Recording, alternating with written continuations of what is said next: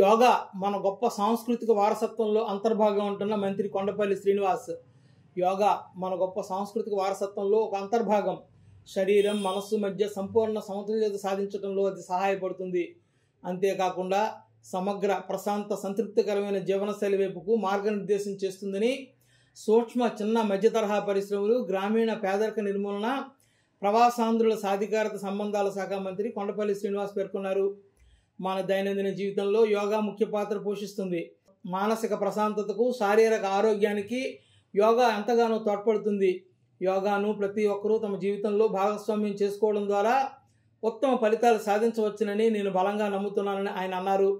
విజయనగరంలోని camp కార్యాలయంలో యోగాసనాలు వేసి స్ఫూర్తిని నింపారు.